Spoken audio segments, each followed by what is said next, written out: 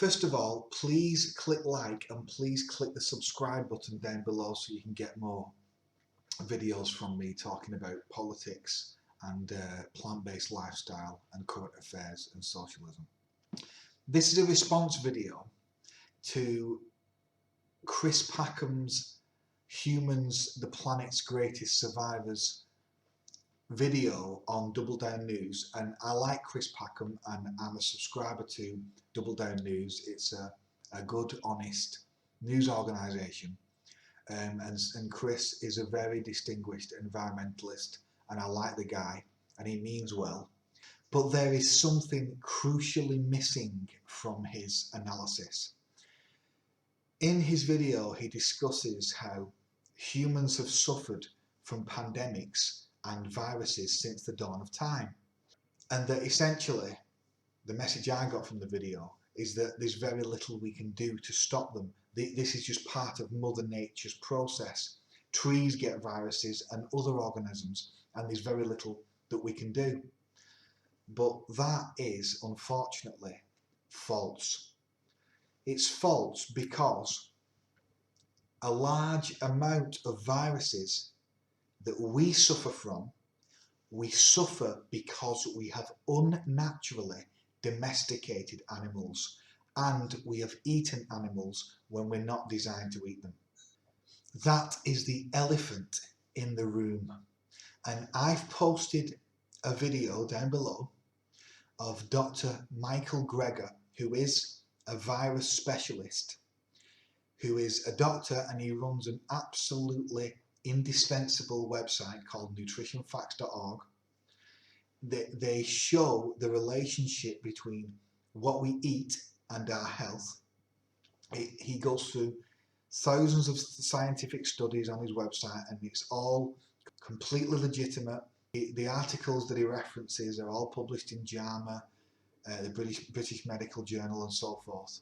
In his talk, Dr. Greger discusses how many of these zoonotic viruses, that are viruses that began in an animal and jumped into humans, mutated and jumped onto humans and now infect us. Many of these viruses only occurred when we domesticated animals around 10,000 years ago. Prior to that, many of these viruses never infected humans. What viruses? Well, viruses such as cows and sheep gave us measles. Camel pox from camels gave us smallpox.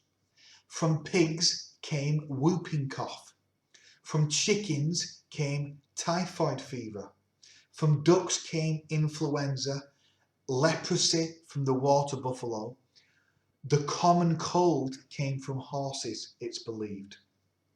Now, that means that it is likely that had we not unnaturally domesticated some of these animals, we wouldn't be suffering from from influenza. Influenza kills thousands of people every year. The measles has killed hundreds of millions of people. The elephant in the room is that any serious journalist that discusses viruses must discuss where they likely came from, and it is not true that they are completely unpreventable. Had we not been processing bats and eating bats in China, we probably wouldn't have been suffering from this global coronavirus pandemic. The wet markets in China, where it likely came from bats.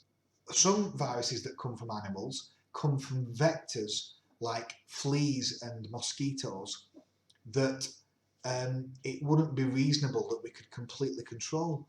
But some viruses don't, and some viruses don't come from a vector and come because we have come into unnaturally close proximity over a period of time with these animals. So it is not true that there's nothing we can do about these viruses.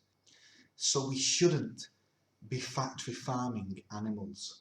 We shouldn't be eating animals. and we shouldn't be domesticating them. When we do so, we risk getting their viruses. That's the crucial point. Not all viruses simply come from a vector or are unpreventable. We have unnaturally interacted with animals, which has caused many of these viruses to pass to us. And that is the elephant in the room that is not being discussed in his video, and is not being discussed in significant enough fashion in the media generally. But these are cold, hard truths, unfortunately.